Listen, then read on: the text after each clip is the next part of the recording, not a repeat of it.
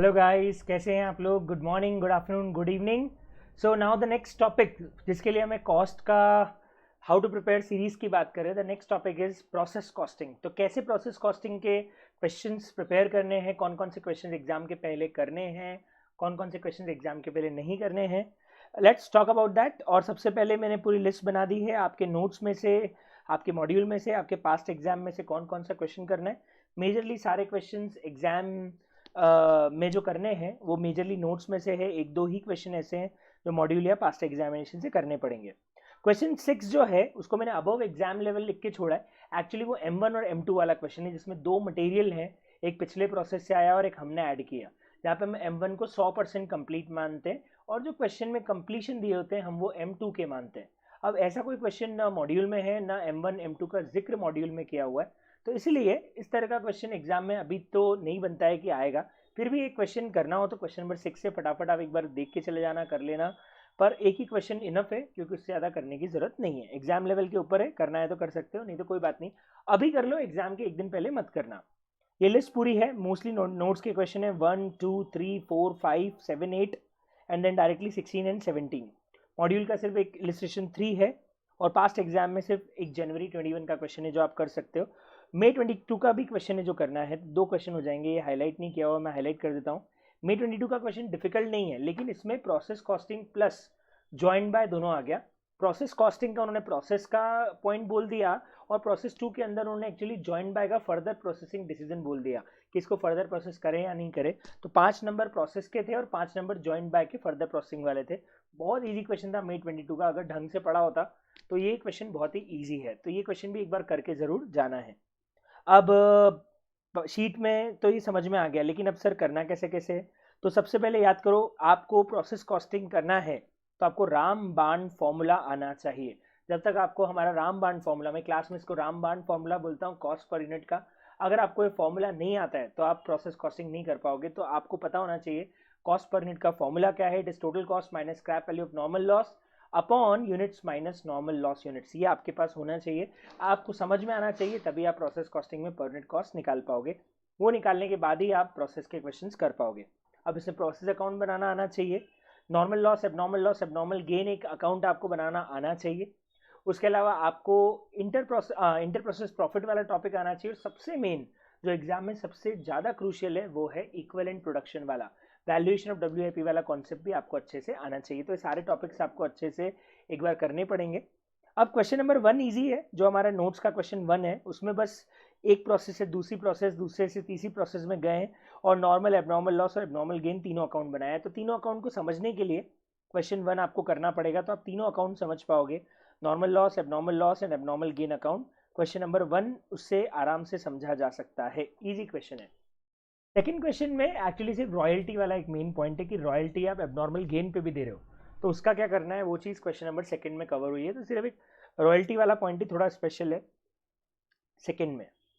Third question में क्या खास बात है मैं आपको बता दूं। थर्ड क्वेश्चन जो है उसके अंदर दो लॉसेज है, एक वेट लॉस है और एक स्क्रैप लॉस है। तो बच्चे कई बार दोनों को सेम मान लेते हैं, एक्चुअली एक वेट लॉस है और एक स्क्रैप लॉस है, और दोनों लॉस अलग अलग है क्योंकि एक की स्क्रैप वैल्यू होती है, दूसरे की स्क्रैप वैल्यू नहीं होती है।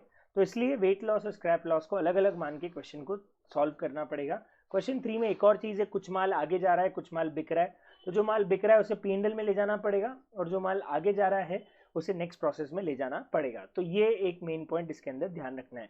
प्रोसेस में ध्यान रखना, मैनेजमेंट और सेलिंग एक्सपेंसेस नहीं आते, मैनेजमेंट और सेलिंग एक्सपेंसेस एक्चुअली P&L में जाएंगे, प्रोसेस अकाउंट में बनाने के बाद के खर्चे नहीं आते, तो इसे भी हम P&L में डाल देंगे। ये अच्छा पॉइंट था क्वेश्चन 3 का।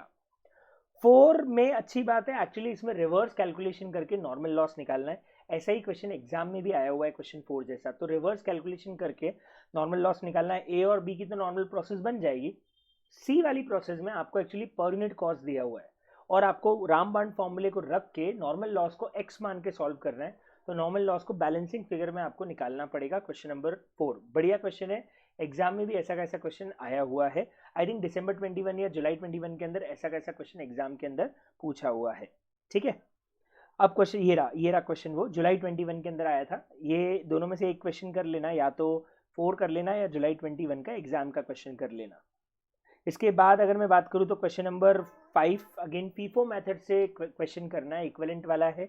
तो क्वेश्चन एकदम नॉर्मल है, अगर आपको फीफो मेथड पता है तो आपको पहले ये पता होगा कि फीफो और एवरेज में फ़र्क क्या होता है। फीफो में हम लोग करंट कॉस्ट और करंट यूनिट लेते हैं, जबकि एवरेज के अंदर हम लोग कॉस्ट अप टू डेट पूरी लेते हैं और यूनिट्स भी पूरी लेते हैं। तो फीफो और एवरेज में ये फ़र्क यहाँ पे होता है। इसके अलावा क्वेश्चन 5 कर लेना, इजी फीफो का क्वेश्चन है। 6 हाई लेवल क्वेश्चन है, M1 और M2 वाला, नहीं भी करोगे तो चलेगा।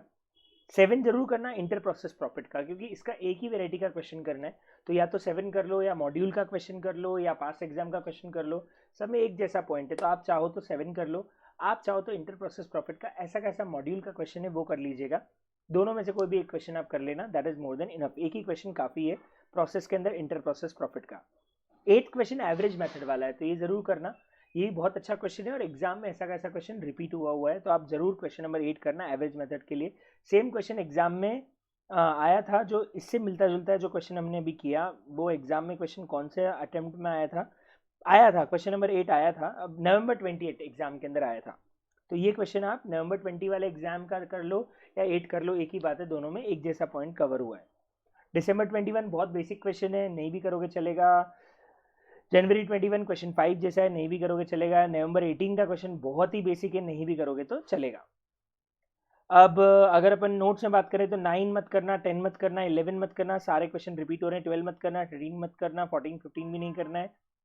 15th में 19 में आया हुआ है और सेम क्वेश्चन नोट्स में भी मॉड्यूल में भी 7 भी एक जैसा है, एक कर लेना, कोई भी जो करना हो, सारे करने की जरूरत नहीं है। अब 16 जरूर करना, ये बहुत ज़्यादा चांस है।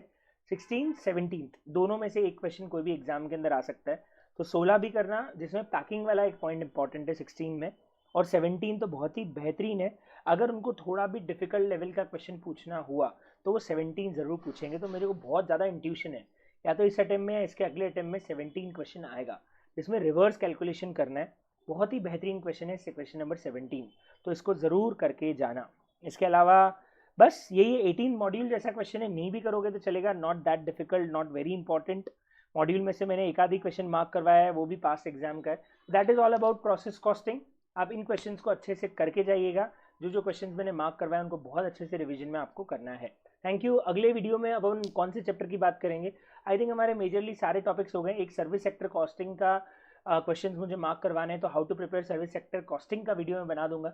इसके अंदर मैं बता दूंगा क्या क्या टॉपिक्स आपको कवर करने हैं, किन किन चीज़ों पे ज़्यादा फोकस आपको करना है। आई थिंक उसके अलावा और कोई चैप्टर बच नहीं रहा। Sir job and batch costing का क्या? एक्चुअली जॉब और बैच कॉस्टिंग ओवरहेड्स जैसा है, तो अगर आपने ओवरहेड्स कर लिया तो काफ़ी है। सर एक्टिविटी बेस्ड कॉस्टिंग का क्या? एक्टिविटी में हाउ टू प्रिपेयर की जरूरत ही नहीं है, जितने क्वेश्चन मैंने करवाए सारे करके जाना, मॉड्यूल के भी सारे करके जाना, क्योंकि 10 नंबर शॉर्ट है, तो मैं नहीं चाहता उसमें एक भी क्वेश्चन आप स्किप करो। तो जो भी हमारे क्लास में कराए हुए क्वेश्चन है वो भी करने हैं, पास्ट एग्जाम भी करना है और मॉड्यूल भी करना है। एक्टिविटी बेस्ड कॉस्टिंग में मुझे नहीं लगता है कि आपको मुझे बताने की जरूरत है कितने क्वेश्चंस करने और कितने नहीं करने, सब क्वेश्चंस एक बार आप करके जाना। Thank you, enjoy, good day, bye bye, thank you.